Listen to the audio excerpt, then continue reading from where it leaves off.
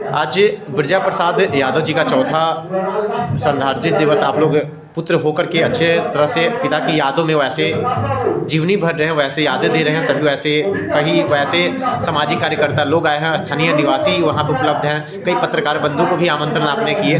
तो आप थोड़ी सी जीवनी की संक्षिप्त लाइन में कुछ पिताजी के लिए लिखे होंगे, कहे होंगे या यादें होंगी उनकी।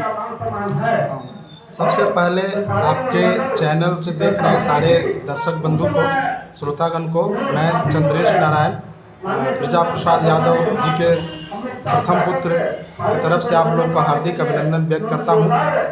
सबसे बड़ी गर्व की बात है, जब हमारे पिता के रूप में उनकी चर्चा की जाएगी तो ये छोटा बात होगी, क्योंकि वो हमारे पिता तो ठीक है, एक आत्मा के संबंध आत्मज हैं, इसलिए उनका पुत्र होने के नाते हम पिता का संज्ञा देते हैं। लेकिन इससे पहले वो पूरे पालीगंज विधानसभा क्षेत्र से, पालीगंज अनुमंडल क्षेत्र के बहुत बड़े सामाजिक कार्यकर्ता के रूप में अपने जीवन का निर्वहन किया है। नक्सलवाद के दौर में जब पालीगंज की धरती पूरी तरह से चपेट में ले चुका था, रोज आज नकल 1-2 विकेट यानी मर्डर रोज होने का अंदेशा रहता था। 2 बजे बाद शाम से लोग घर जाने को मजबूर रहते थे, कैसे जाएंगे। उस स्थिति में उन्होंने अपने पिछड़ेपन को, नक्सलवाद को जड़ से हटाने के उद्देश्य से, पालीगंज में शिक्षा का प्रचार करने के उद्देश्य से उन्होंने प्राइवेट संस्थान और एक विद्यालय की स्थापना की, जो आरबी एकेडमी के नाम से पालीगंज का सबसे विश्वस्त और सबसे पुराना विद्यालय के रूप में स्थापित हुआ। और विद्यालय के माध्यम से उन्होंने समाज में शिक्षा का ऐसा दीप जलाया और लोगों को बताया कि शिक्षा वो शेरनी का दूध है जिसे जितना पिया जाएगा उसके बाद उसी से उसे दहाड़ा जाएगा।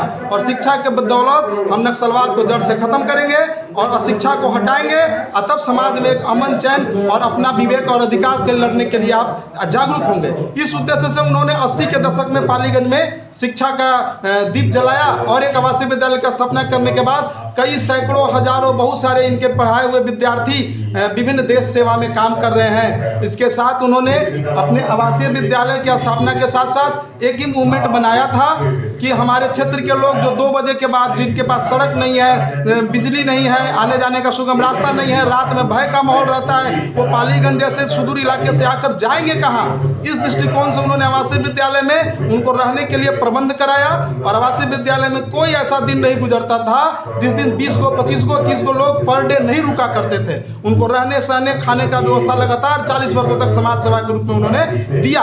और इसी का परिणाम है कि बिरजा प्रसाद यादव को पालीगंज का कोई गांव, कोई इलाका, कोई जाति, चाहे उच्च वर्ग के हों चाहे निम्न वर्ग के हों, सब लोग दिल से चाहते हैं। और यही परिणाम है कि मास्टर साहब 1980 में मास्टर साहब भारतीय राजनीति के उस समय का सबसे बड़ा दल जनता दल था। इसके संस्थापक अध्यक्ष की हैसियत से पालीगंज में उन्होंने कार्यभार संभाला, जो 1988 के टाइम में। और 90 में उसी पार्टी से माननीय मुख्यमंत्री लालू यादव जी निर्वाचित हुए।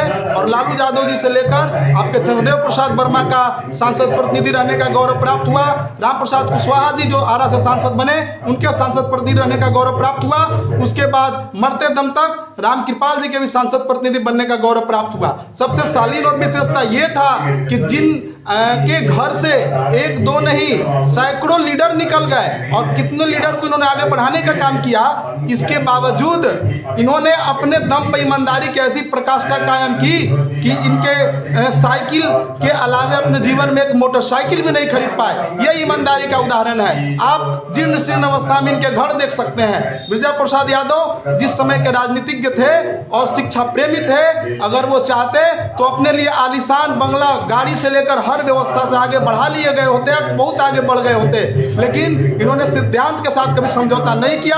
और इसका जीता जागता प्रमाण है कि उनका घर और उनका कोई व्यवस्था नहीं, सिंपल रूप में उन्होंने अपनी जिंदगी को त्याग किया। तो जरूर ऐसे लोग को पालीगंज के लिए याद किया जाना चाहिए कि जो व्यक्ति अपने जीवन में साइकिल से मोटरसाइकिल भी नहीं बना पाए, जो 3-3 टर्म सांसद प्रतिनिधि रह गए, और आजकल के मुखिया और वार्ड बनने के बाद भी लोग को दिखाई देता है कि कहां से कहां बढ़ जाते हैं। तो इस तरह के लोगों को समाज में आगे उदाहरण पेश किया जाएगा तो हमारे आने वाली पीढ़ी समझेगी कि ईमानदारी से समाज में आगे कैसे कैसे प्रभाव होगा, शिक्षा को कैसे बढ़ाया जाएगा, नक्सलवाद को कैसे जड़ से खत्म किया जाएगा। इन्होंने पालीगंज के विकास के लिए शिक्षा ही पहले हथियार को अपनाया, फिर उसके बाद विकास के मुख्य धारा से आए। और भारतीय राजनीति के 3 पंथ हैं, आपका कम्युनिस्ट विचारधारा, मध्यमार्गी पार्टियां जो कांग्रेस है, राजद है, लोजपा वगैरह है, उसके बाद दक्षिणपंथी पार्टियां जो भारतीय जनता पार्टी है, और संजोग से तीनों दल में इन्होंने रहा, लेकिन सांप बिच्छू की तरह, असाधु के स्वभाव की तरह इन्होंने अपने त्याग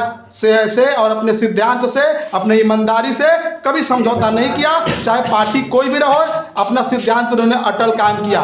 तो मैं मांग करता हूं एज ए पालीगंज के शिक्षा प्रेमी के नाते, और उनके परिजन कहिएगा तो छोटा हो जाएंगे, क्योंकि परिजन उनको कहते हैं जो अपने बाल बच्चा परिवार के सामान्य इंसान हो। हम और आप क्या सोचते हैं रणधीर जी? हम और आप सोचते हैं कि हमारा परिवार आगे बढ़े, हमारा बेटा आगे बढ़े और हम अपने में मस्त रहें, लेकिन बिरजा प्रसाद यादव जैसा महान आत्मा, जो संजोग से मैं इतना सौभाग्यशाली हूं कि उनके पुत्र के रूप में हमारी पहचान मिली है, और मैं आप लोग के बीच यही चाहता हूं कि उसके बावजूद उन्होंने अपने जीवन को समर्पित कर दिया समाज में। तो मैं चाहता हूं कि ऐसे व्यक्ति के नाम पर आप लोग आवाज़ उठाइए कि कहीं ना कहीं कोई अच्छा संस्थान, जैसे रामपुर नगमा जेल हो, कोर्ट हो, हॉस्पिटल हो, ये सारे संस्थान, कहीं भी इनका नामकरण के आप लोग चर्चा चलाइए, जिससे समाज में एक अच्छा मैसेज जाएगा कि अच्छे लोग समाज में आगे आएँ। क्योंकि आजकल लोग सिद्धांत तो तुरंत तोड़ देते हैं, स्वार्थ तुरंत बदल लेते हैं, और अपने समाज हित को तुरंत पीठ में छुरा भोंक कर अपने उल्लू सीधा करने में लोग लगे रहते हैं।